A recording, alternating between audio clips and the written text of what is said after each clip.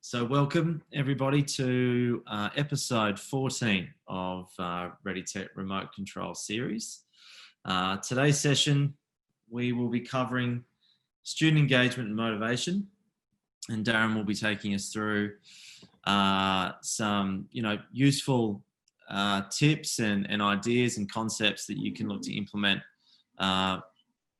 really effectively and efficiently, really in response to we've been all moved towards this digital operating model, and a lot of the considerations have been around how the business itself will be able to operate in this new world.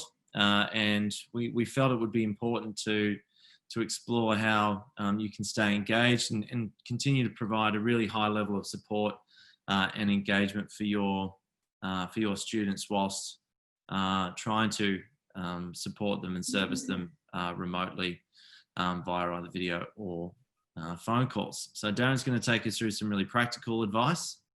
I believe, Darren, you're going to actually you've got a couple of slides on the theory behind it, but also the practical, and also really importantly how that behavioural science layer can be implemented into that really practical guidance. That sometimes there's a disconnect between the concept and the practical, but we'll endeavour to bridge that gap today. To introduce, for those of you who've not participated in any of the remote control series so far, my name's James Horn. I'm the commercial director at JobReady, ReadyTech brand, and formally introducing Dr. Darren Coppin. Morning, Darren. Morning, James. You are joining us from quite an unusual location today. Do you want to just share with everyone, why you're actually sat in the car? Yeah, I prepared about 37 jokes, but they were all inappropriate, so I'll skip those. Okay. I'm in the hills above Oberon, sitting. The observant amongst you might notice an Optus mast behind me. I finally found it to get good reception, because the NBN satellite where I was staying wasn't that good. So yeah, but at least I've got a beautiful view. Yes, and I'm sure everyone's appreciative of your commitment to participate in this morning's session. It would have been interesting if you weren't able to join us, but it's really great to have you, Darren. And you are going to be driving today's session for the most part. Just before we hand over to Darren, just a couple of housekeeping points. Firstly, today's session is recorded. And the slide deck from today's session, so the recording and the deck, will be circulated early next week to everyone that has registered. So I do encourage you to circulate that amongst your organisation and your peers where you feel relevant. And you'll notice on probably the bottom of your screen there is a Q&A area. So as Darren is walking us through today's session, I'll be moderating and facilitating the Q&A. Where necessary or where appropriate, we'll interrupt Darren and we'll ask him to think on his feet and throw some of those questions at him. But we do have time scheduled at the end of today's session to go through those Q&A. So I do encourage you to pop those questions in there as you see fit. And just before we close out at the end of today, we'll do a quick summary, and then there'll be some information there around getting in touch with Darren and or myself if you want to take the conversation further. So Darren. Yes. All right. This will be the first webinar I've ever run where the facilitator has been in the stationary vehicle. So I'm anxiously optimistic about how this will go, but I'm going to throw over to you to take over. All right. Introduce the today's session in a bit more detail. Okay. Yeah. Well, it's going to be a straightforward session. I think you made a really pertinent point initially, that behavioural science is a wonderful word that is bandied around, particularly in tenders or in strategic meetings. But there is a disconnect between what behavioural science is and how you implement it really at the front line to make a difference to the lives of your staff in your educational institution, but also, of course, with students, which is the whole point. So I'll take us through what we've uncovered over the last 5 years. And I really do want to turn off my my video, only because I think it covers up some of the stuff I'll be talking through, so I won't be able to see it. And also, if the police come and start knocking on the window and telling me to move along. Don't worry, we'll edit that out of the final cut. Don't worry. All right, so I'll get cracking then. So thank you all for coming and being proactive. Obviously, the core reason why you're dialed in is to consider student motivation and how you can move forward. Now, we've been working at Esher House, the sister company of VetTrack and Job Ready, for 5 years on harnessing human behavioural science to try and improve student engagement, retention and completion. We uncovered some very intriguing insights, some that debunk conventional wisdom, and others that probably confirm what you've always suspected. But whilst we've used this knowledge and data to develop this student coach cloud service for people like you, we wanted to share our findings regardless of whether you ever use Student Coach or not, in the hope that it can actually help you and your students thrive, I guess, in the current environment and beyond. And there's some considerations here for remote delivery of webinars and lectures and training. Now we're inching back to what might be normality, but I think all of us consider what the future is going to look like for our education is that there will be more online learning, online engagement. And so we've got some tips on how to harness that and how to do well in webinars like this. Tips that I'll probably not use myself at all. One of them is to use a lot of videos and other engaging stuff, but since this is only about 25 minutes long, hopefully I'll be able to keep your attention for that long without going to tricks and techniques like that. So look, what I'll cover is 3 things. First of all, the science. What is the behavioural science that has informed our approach? Secondly, what insights we've gained over the last 5 years on implementing this in the real world through further education institutions, RTOs, GTOs, apprenticeships and traineeships. And then finally, I'll go through how do you engage a student, particularly when you're delivering online. So the science really comes out of this one key phrase, this one key discovery we've had in studies involved in the study were 8,000 participants versus a 12,000 person business as usual control. And it turns out that attitude or psychological readiness is the single greatest moderator or predictor of someone's likelihood of achieving an employment or education outcome. So what that psychobabble really means is that even though we think things like English ability, previous education, attainment, whether you've got your own study space, whether you can drive or not, all of these extrinsic predictors of whether you're likely to succeed and complete your course are there.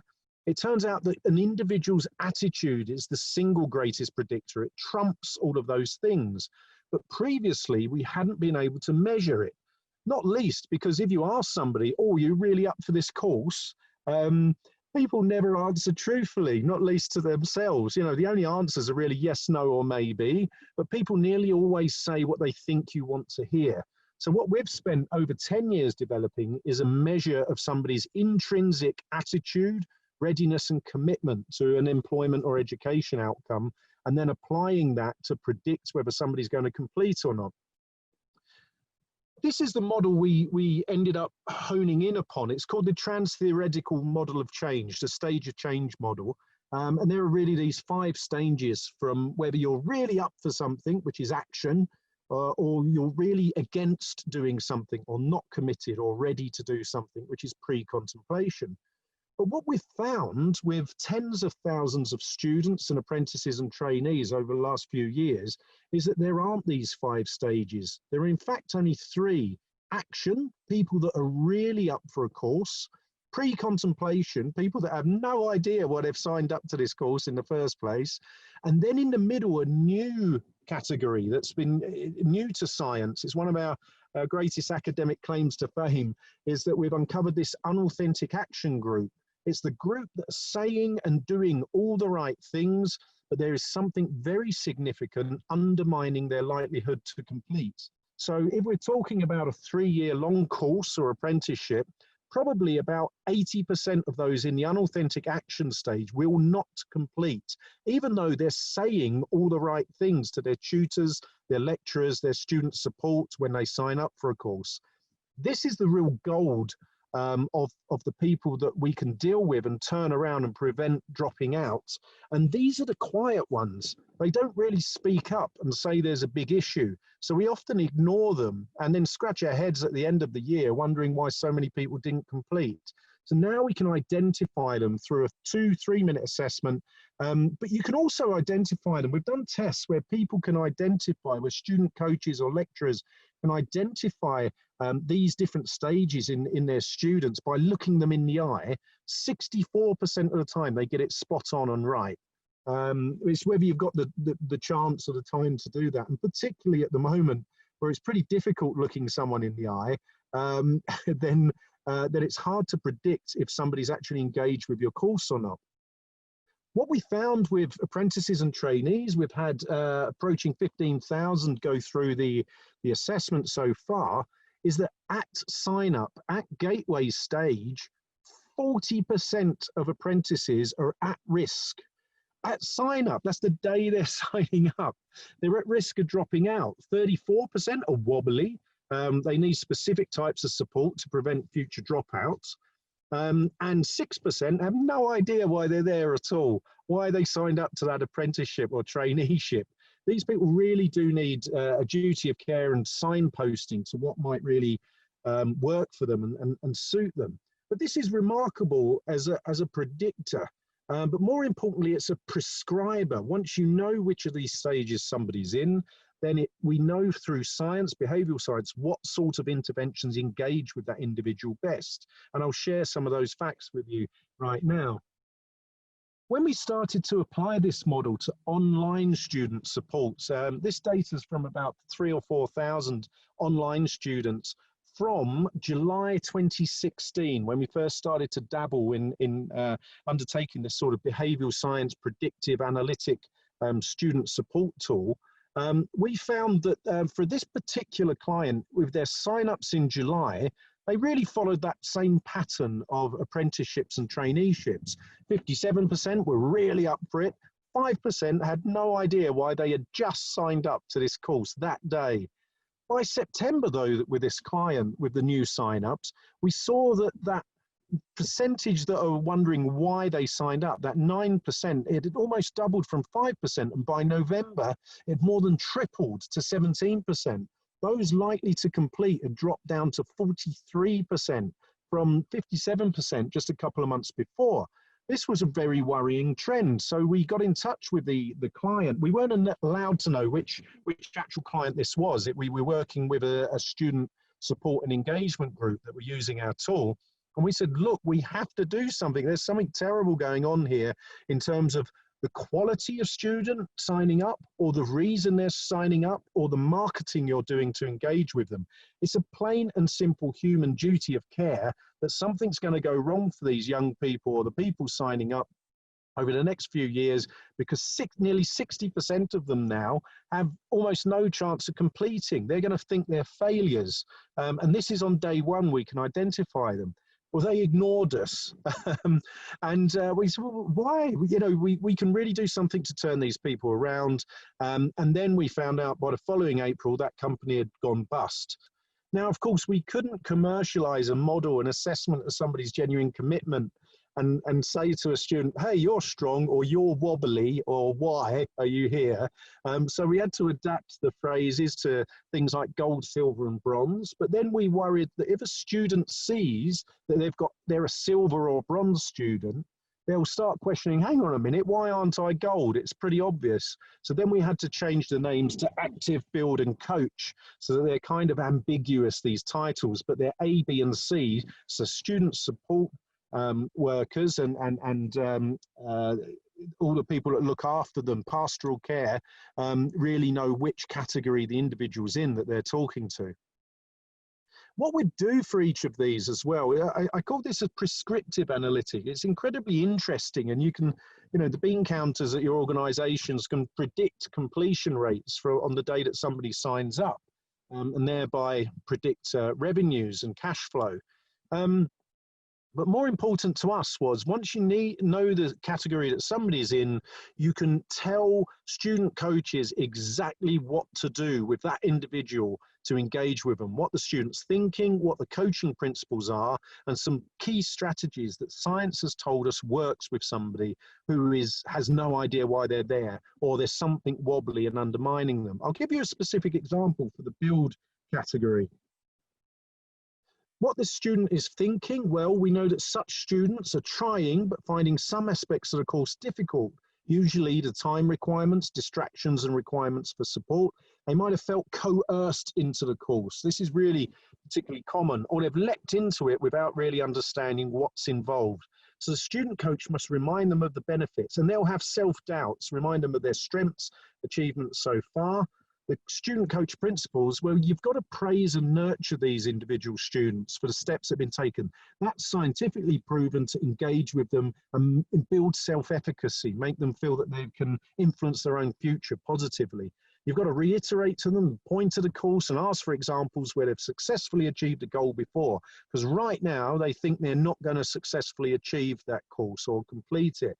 So you need to instill into them the self-belief where they've passed a driving test or a previous exam, or moved house, or successfully asked someone out on a date, anything that builds in them the confidence that they can achieve things. And then we have in-depth information on do a pros and cons exercise, build resilience, build self-efficacy, ways of doing this. So we're giving to student coaches student support, whether they're remote or whether they're face-to-face, or whether in your organization it's you or the tutor or the lecturer that has to do this. We're giving you beautiful information so that in seconds you know exactly how to engage with that individual, even though they're most likely saying to you, no, I'm fine, things are going great, thank you. That's the science. So let's have a look at what actually happened. Did it work? Doing this assessment and then working out what student support should say to people. Well, a study we undertook that targeted interventions to the different stages somebody's in achieved 42% higher employment and education commencements. That was the outcome that particular study involving 20,000 people looked at. It's really encouraging, really positive, but of course there's employment was a commencement outcome there as well, not just educational attainment. But when a client of Job Ready's used this with Taronga Zoo and said, look, in your induction phase, ask everyone to whip out their smartphones and quickly go through these 12 questions, and then we'll know whom to focus on.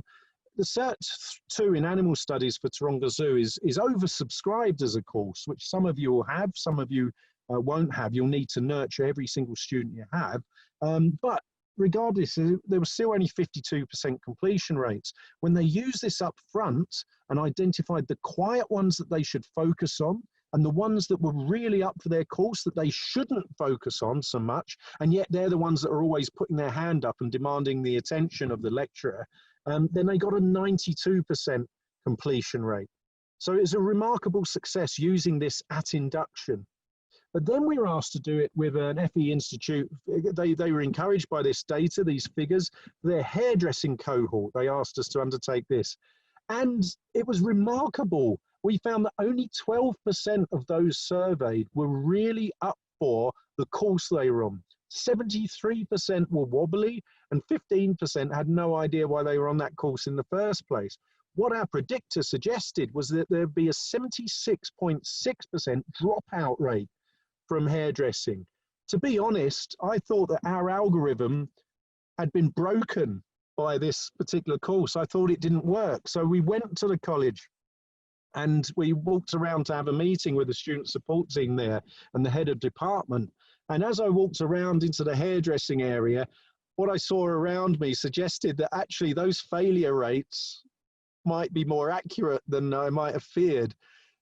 Now, look, I'm obviously joking a bit there, but it turned out that that was a mid-year intake for FE hairdressing.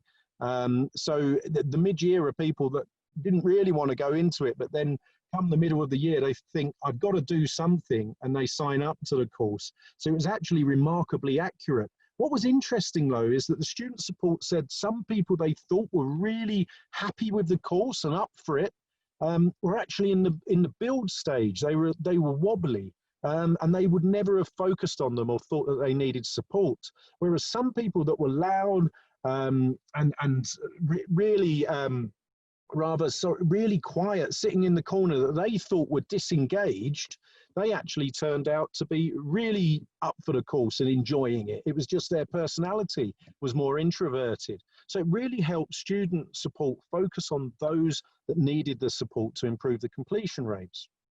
Now, when we talk to, you can imagine chief executives of training organizations and FE institutions love this. You know, it relates to predicting cash flow, predicting completion, preventing dropouts. But when we spoke to student support directly, they were very skeptical. And this has massively helped to inform how we've adapted our model of behavioral science and analytics on the front line. And hopefully there are some tips here. These are the holes we fell in that we've had to overcome in the last few years. The skepticism of student coaches initially was the fear of time requirement. How great, I've got another system. How long is this going to take up? I've got another thing to log into, to manage, to look up. I already don't have enough time for my students and looking after them. But it turned out that the time requirement went down significantly when you knew what stage somebody was in and you knew why they were in that stage. For example, it would often take a 40-minute telephone or face-to-face intervention with a student that's been identified at risk or self-identified at risk of dropping out to try and build up a relationship. It might take 2 or 3 sessions before you really got to the crux of why that person's likely to drop out. What we were able to do with this is tell you exactly why that person is likely to drop out. And that informed us for something else. We were able to provide a percentile score, a likelihood of completion, but we were saying someone was in build and you need to build up their self-efficacy and do pros and cons exercise. But then what student support said is, no, we need specifics. Why is that person in build? So we had to add in a triaging, the reason for somebody being in that category, for this to be really useful for somebody. They're in that category because they've got financial difficulties. They're in that category because they don't have the time because they're having to work. They're in that category because their parents are taking the mickey out of them for doing an art course when they wanted them to do accounting, etc., etc. We can specifically identify now the reasons. It's algorithm-informed triaging, but the reason for somebody being in that particular stage. So you can see, working through these, student support started to find this more and more useful. But they also said, well, look, there's so much resource we've got. We've got videos, we've got group sessions, we've got one-to-one pastoral care, or we do telephone sessions with people. We need to know what to send those people to, and can they have an automatic text once they've completed the assessment that sends them a video. So we started creating animated digital interventions, or using the videos that in this instance, the college had already put together, so that they would automatically go off and receive a text saying, thank you for completing that assessment. We can see you're showing considerable resilience trying to complete. Click here and this video is specifically relevant to you. You might find it useful. And that took time off of the student support, but was giving really nice personalized support for the individual. We worried that we came up with this probability percentile score, a score on the dashboard that showed that somebody was maybe 42% likely to complete. We were able to precisely machine learn or do logistic regression to work out how people answered the questions to whether they actually completed or not. But we were worried that that would prove demotivating. It's very motivating for student support to send every semester this assessment to people and see if their score goes up from 42% to 45% to 52% as the year progresses. That's really motivating for student support, because quite often you don't get much motivation unless somebody just says thank you or the end of the year completion rates. But what we worried about was if that score went from 42% to 37%, that would really demotivate student support. And they'll think, well, I'm actually making people's lives worse. I'm making no difference here. But it turned out it didn't. In speaking with people in that position, when the score went down, that was actually a motivator. They're rescuers. They're generally quite empathetic rescuers, that if a score goes down, it calls them into action and they can turn something around. And it actually made them more motivated, which really surprised us. And then finally, we did have an issue with, right, we're going to use predictive analytics, AI, machine learning, algorithms, digital interventions, whether that would dehumanize the whole. Student support was saying, well, this is just dehumanizing. You couldn't get much more of a human job than mine, where I sit down with someone, look them in the eye and try and turn them around or help them and support them. But it turned out the opposite was true. We are able to humanize the interventions more quickly.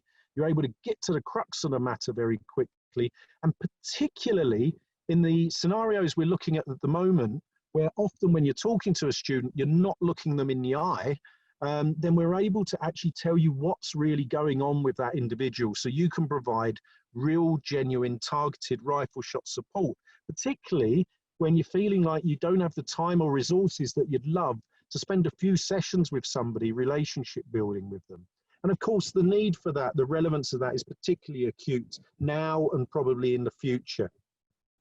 And then the final point I guess I'd like to make on the insights and results that we found, which might help you with your own programs and what you're putting together, is that there's often a sense with student support, excuse me, of we're closing the barn door after the horse has bolted. Often you're only making touch with somebody because they haven't attended for 4 sessions, they haven't handed in 3 projects, they haven't got in touch for a while. By then it's often too late. The beauty of what we've been endeavoring to do with our behavioural science solution is to try and identify people on the day they sign up and throughout the year, whether they're likely to drop out, so that you can close the barn door before the horse has bolted.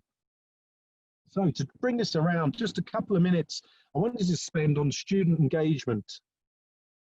Now, talking to students in the first place, trying to say, right, I'll give you a call, and we'll talk through this. You haven't turned up a few times, or you haven't completed these things.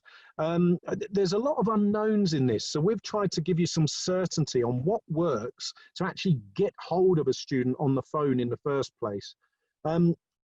I wasn't sure whether if you sent somebody a text or an email saying, I'm going to call you at 12:30 on Thursday, let me know if that's okay or not.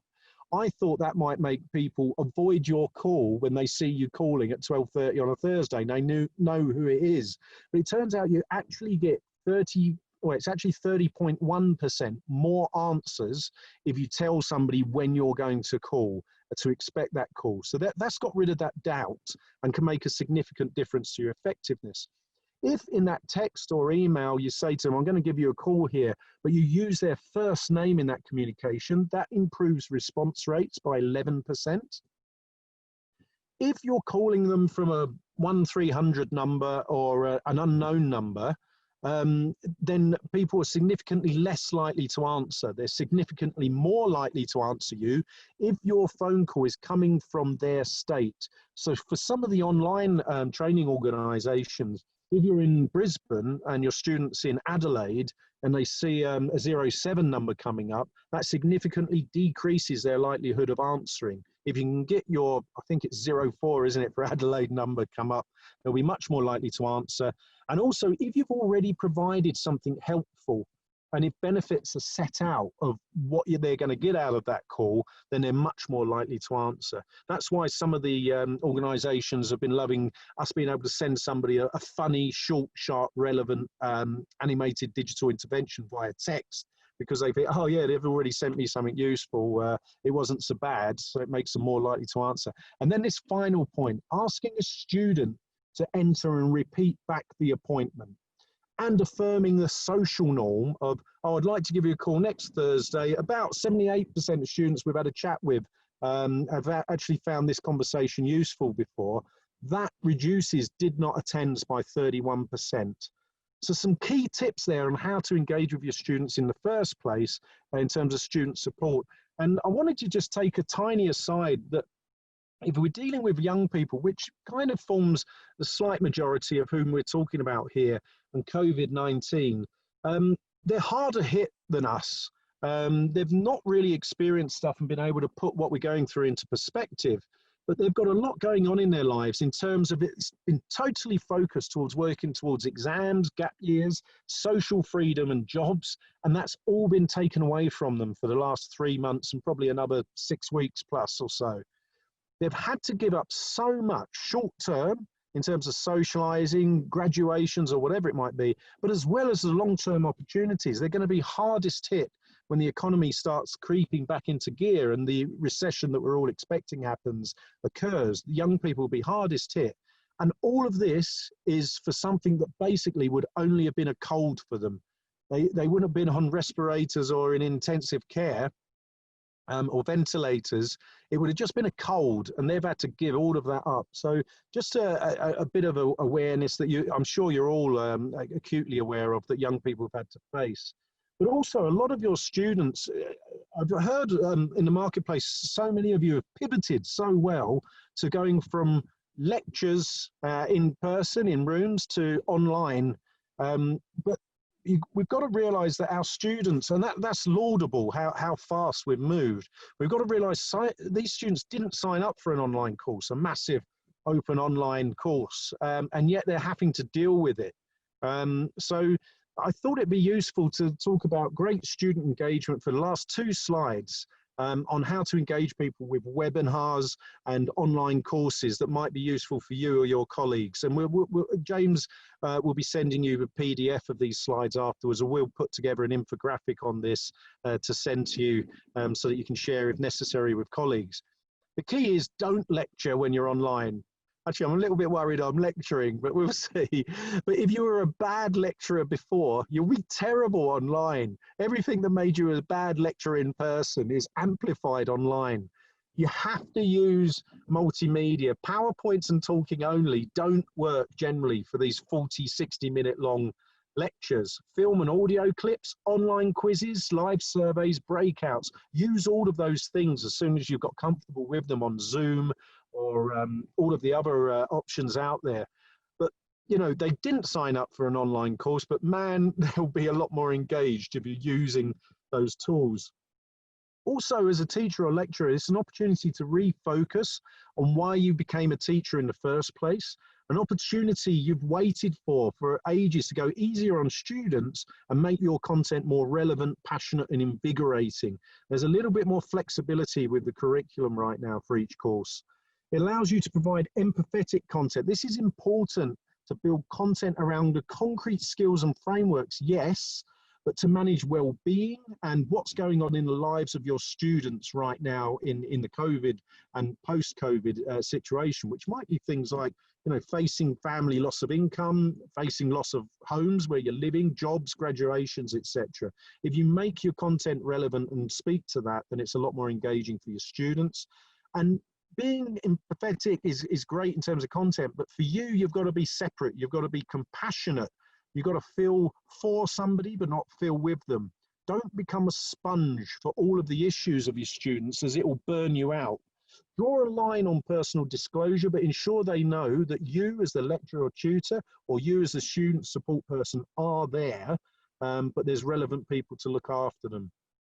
And then the final slide before we get to Q&A is flexibility. Many will crave the routine of regular lectures, but others are actually going to find the chance of success improved because they're able to look at recorded lectures later on while they go out and take care of their children or try and make ends meet with their job.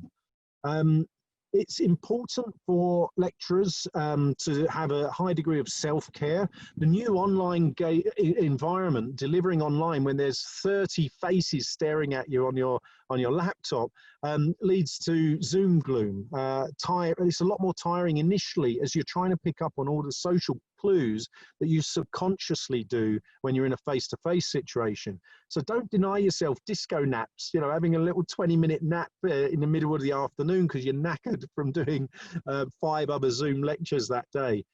Don't take it all on yourself and over plan as well. Yes, we've said use multimedia and think about that, but it turns out that improvisational sessions run much better, and they get better and better. If you put something out to your students and get them chatting and talking to each other, the learning can accelerate much more. Of course, you have to have the online etiquette that James has used with this. Tell students to mute at the start. You do Q&A via the chat room, not audio, so people are popping in. You can go in and out of individual student groups breakouts. Use their first names as well when you're talking, otherwise it does feel too distant. And also, we're always going to have tech-ups. These are cock-ups when you're trying to share that video or do a breakout room. So have a discussion point ready, which I had for today, sitting here near the 4G mast in Oberon. In case I couldn't get through, have discussion points ready to take things forward. And the final point is we're actually finding some of the support is enhanced. Ties are closer. People are getting more engaged together and chatting in informal ways that they wouldn't have done if they were in person in a lecture room, or a training room. So also give people 5 minutes at the start of training for just a general chat. Buddy up students as well, if you can, to look out for each other. The quiet ones, as we've emphasized, don't reach out. So helping others beats one's own depression. As a lecturer, as a student support, if you help other people, it's one of I think it's the single most proven way of improving your own resilience and well-being, if you help other people. So it's great if you buddy up, and it will actually enhance your lessons, the support, and your likelihood of completions. So there we go. That's my lot, James. I'll turn the video back on. I haven't been moved on by the police. And hopefully there were 1 or 2 nuggets of information there. Do you get that? I'm in Oberon, which is a goldfield. It's genius. No, that was incredibly clever. Like most of that presentation, actually, Darren, thank you very much for walking us through that. There's an enormous amount of content. I actually have a couple of questions that I'd like to throw to you just while people are probably preparing theirs. Because of the scale of that, the information there, I think broadly, most of the people on today's session will either be participating or delivering some sort of service model already, and would be trying to implement, an organizational strategy. What advice would you give those that are either trying to start fresh or reimagine what their student support and student service model is in this new sort of remote and blended learning? And on top of that, how would you consider your information and your guidance? How could that be applied to existing support models? It's a really good question, because there's a dichotomy going on at the moment. First of all, I've never known, like with our organisation in particular, I've never known such an appetite for change and a speed and a commitment and being happy that people are going to go through change. So now's the time to seize your moment to try and improve those models operationally that you've always wanted to address. But similarly, people have had enough of change at the moment. There's so much been going on that they want to, people revert back to the norms because it's an area of safety. So if you are trying to push through some degree of change, you've got to ensure that it's an evolution, seen as an evolution, not a revolution. It's something that draws together disparate parts and makes life easier for people, and it isn't frightening. It's always best if you're trying to do internal change to couch it as if it was their idea in the first place and you're just implementing it. So what we found with when we were being brought in for student support is that they'd say, oh, here we go, another bloody thing I've got to log into, another change model and that. And I put up for that with a year because I didn't have an argument against it. I thought, oh, fair enough, sorry. But then when the student support people started coming up with, oh, can we have this as a triaging tool so that it brings together everything else we're doing in terms of pastoral care, group workshops, we refer somebody to this video or that psychologist, then it actually made their life a lot easier and it drew together everything. So it wasn't a change, it was actually embedding their existing operational model, just making it slicker and more efficient. Yeah, okay. And I think I've got one more question. We've got a couple of questions that have come in. I've got one more that education historically has been pretty good at retrospectively looking at results. and as someone who's done a PhD, you're okay at researching things. But how would these guys, they've taken some of the learnings from today and they go and implement that. How do they actually review or establish whether it's working? What advice have you got for them around measuring the success of this change that you're talking about? Yeah, I don't want to smooth you up there, James. It's a brilliant question because at the moment, you don't know what you're comparing to. You don't know if your completion rates this year are down 30%, whether that's a brilliant result in the current circumstances or not. So the only way we've found of doing that is one, people have got intuition. They know if it's working or not. But that often doesn't satisfy the bean counters that need justification.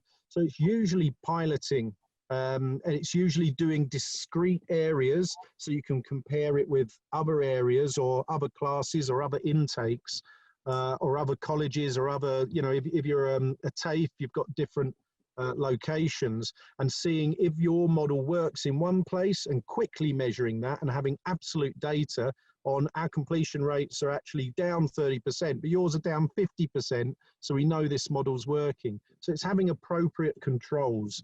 Okay. You won't be able to have a gold standard control in the current macroeconomic climate, but it will give you a huge amount of confidence to push forward with your change and know that it's really working. Okay, that's really clear. We actually, good segue into a question from Luke. Luke is wondering if have you seen much of a difference in attitude between young and older students or learners? Yes. And it's something that's come up with a project we did for the Department of Employment before it became DC. I was chatting with a senior public servant there on some projects we were doing. I believe it was transition to work and pathways. And we've seen the same with apprenticeships, traineeships and on courses. And millennials, or young people, they're just bullshitters. They just say their management material straight out of school. They won't flip burgers or do an apprenticeship, either literally or figuratively. And they're, they just know everything. But what our survey's shown is that's not the case. In fact, it's opposite. That middle category of unauthentic action, people saying all the right things, but not really believing it or going to follow through and do it, it's much higher with over 25s than under 25s. And in fact, the younger you go for the 16 to 21 year olds, they're much more authentic and much more nervous. There are a couple of mid stages that I didn't want to bore everyone with, but academically they're in preparation or contemplation. They're thinking about it. They're lacking a bit of confidence. They want to turn to somebody to seek guidance. And that's what you want as a student support person.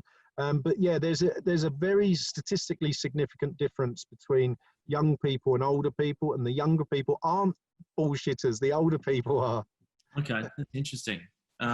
We've got another couple of questions. One from Mark. Mark's institution sounds like they've got thousands of students and a finite budget for student services, which I'm assuming is a common thread amongst everyone in today's session. How can we think about supporting students at scale? Yeah, but the good thing is the personalisation and servicing at scale is no longer mutually exclusive. You can be so much more targeted and relevant if you trawl your data, which is frightening, because if you talk to some data management firms, the first thing, they won't have a meeting unless you're talking about 200 grand upfront investment, But the data is actually pretty easy to work out and implement. What we've found is that saving time was the key thing, because time is money. And meaning and being able to track and measure that student support were able to see or speak to 12 people today, whereas normally it's 5, because they take 10-minute more meaningful straight into the crux of the matter. Your family are mocking you for doing this. We can have that level of support. If you're able to do that, then it does save money and mean that you can do it at scale and it's not dehumanized. That's why I made that point, because it's sat uneasily with me, even though I'm part of ReadyTech, which is at the forefront of pushing what they can in terms of machine learning, data analysis and tech and cloud-based services. We're in such a human industry And we're just in that fulcrum, that lubrication almost between that hard, cold tech and the human services that we're providing in employment and what have you. And what we've also found, as a bit of an aside, is that having chats on the phone or through Zoom are proving a lot more efficient than face-to-face chats. There's a lot less small talk, has been evidenced, and you can get straight to the crux of the matter. People open up with you more in terms of the real problems, but don't waffle on about, oh, their dog's got a dodgy leg, or their grand's unhappy with them for not staying long enough at a barbecue, you know, that sort of thing. So actually, this is a moment, the COVID situation does improve the actual engagement and the efficacy of what you're trying to do in terms of student support. Yeah, and I think that technology layer is really important, particularly in that sort of scalability of that service model. And I know that Escher House has done a ton of work on the technology platform that supports the thinking and the algorithm and all the research that you've done over the last, well, we won't talk about how long you've been researching it for, Darren. That might give some things away. But you know, that was a barrier, right? When you originally brought this concept to market, it was around the efficiency at which you could distribute and actually service these students. What have you done around the technology layer, and why is it set up well to support these institutions moving forward? Well, the technology layer is getting easier and more sophisticated all the time. We've spent just as much time on the language layer. How do you say this to a student when you're sat in front of them, or if you're on the phone with them? What words engage, what language disengages and alienates? So it's that really human, almost neuro-linguistic way of looking at things that's taken as much time as the tech. But the other thing we've had to work on is, you know, one of the complaints is I've got 9 logins a day already just to do my job. I don't need another one. So can you API across? Great. You're sending out these, what we sometimes provide clients with personal resilience worksheets that have embedded videos and academically or personalized interventions for that individual. But then they all look at it on their smartphone. They're not always sitting there at a laptop. So how do we make everything we're doing smartphone relevant and engaging? Because somebody's more likely to do something if they're sitting on a tram and can whiz through it than they've got to have discrete time at home in front of a PC to do things. So it's all about that getting inside someone's head, not overcomplicating things. So what we've actually had to do because of cognitive overload is lower the education, or rather the language requirements. So we'd ask all these questions that seem really obvious to us, but then after 2 years you realize that 30% of the people out there didn't really understand what that question was asking. It's like, bloody hell. And so we've had to lower it so that I can understand it the moment I wake up and before I've had my first coffee, so that it's actually accessible for people. So again, it's that merging of tech, easiness, and basic human interaction and engagement. Okay. We've got a question come through from Kathy. What are your thoughts, Darren, on reviewing Zoom sessions versus being in a live situation? Well, I mean, this is a Zoom session. That Zoom gloom thing I mentioned is something very real, because we tire. So I'm having difficulty because you're over in the corner over there. But I've realised that if I look down and right to where you are, that makes me look untrustworthy and shifty. So I'm having to look directly into the camera, even though I really want to look at you and see what your reactions are to my my spiel, you know, what I'm saying. So that's actually tiring. And there are 1,000 little examples. Actually, there we go. Look, solve the problem. You can move the picture into the middle. Done. Oh, technology. But it is tiring. But what we're finding 2-3 months into this is that lecturers and tutors are actually getting better and better at it, and it's less and less tiring. And people are more likely to put their hand up, like you asked at the start of the session, oh, just give us a wave or put your hand up if you've got a question.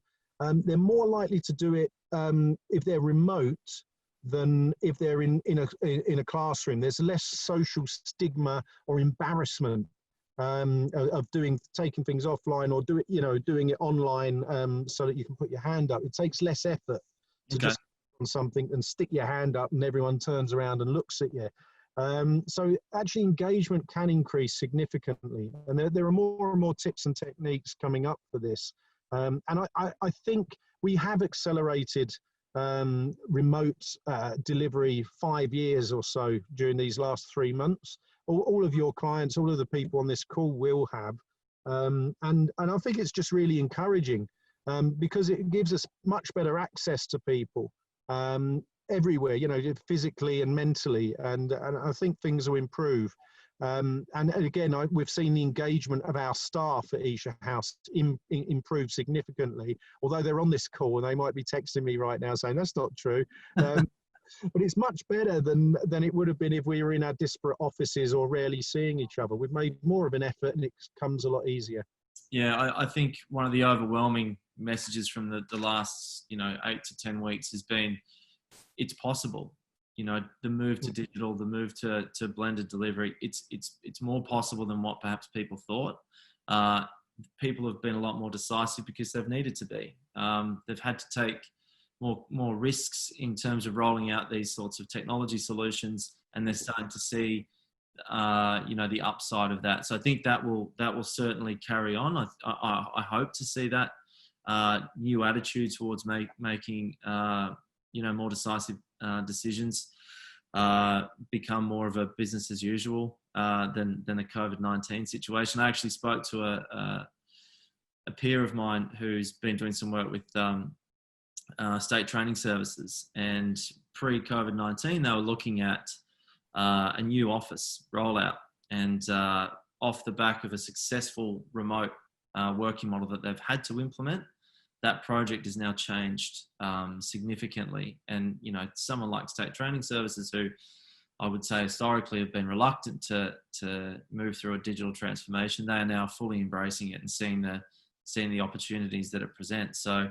I think with tools like this, it's important to talk about the technology layer because it's such an enabler, not just with ongoing maintenance, but the actual deployment of the initial rollout of a project like this. And I think you touched on it earlier, the technology layer that Esher House has created.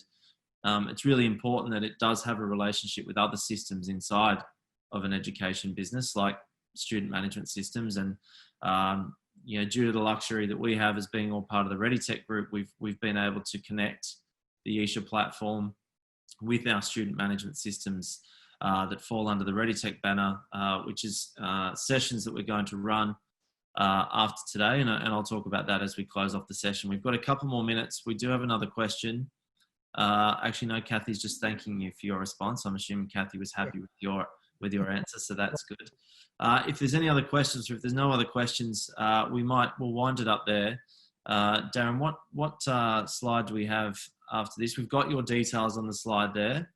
And so it's just so everyone's aware, I will be circulating the deck and the recording, as well as Darren's contact information. Darren, are we also going to be providing any other templates or tools as part of a follow-up to this? Any other takeaways? Yeah, so we'll have all the slides in PDF form, and we'll create next week an infographic on those last few slides I had there of just improving engagement. So everyone's got that. All right, brilliant. So as a summary, we will endeavour to connect with all of you, either directly or indirectly, with the follow-ups from today. There'll be 2 sessions that focus purely on the technology piece, and they will be published next week, the dates for those and the registration pages, and they will cover off the 2 integrations that we have with our student management systems at ReadyTech. We also have another session coming up next week, which is all about embracing digital transformation, and we have a guest speaker, subject matter expert Mark Cameron from W3 Digital, and he'll be joined by Chris Smith, who's our Head of Innovation and Strategy at ReadyTech. So that'll be a very interesting session. To everyone on today's call, thank you very much for giving us an hour of your time this morning. We hope it was useful, and there's a lot that you can take away from this. And to Dr. Darren Coppin from Oberon's 5G tower. Again, as usual, thank you very much for an informing and entertaining presentation. Please stay safe in Oberon, stay warm. To everyone else, have a great weekend, and we'll see you next week. Thanks, James.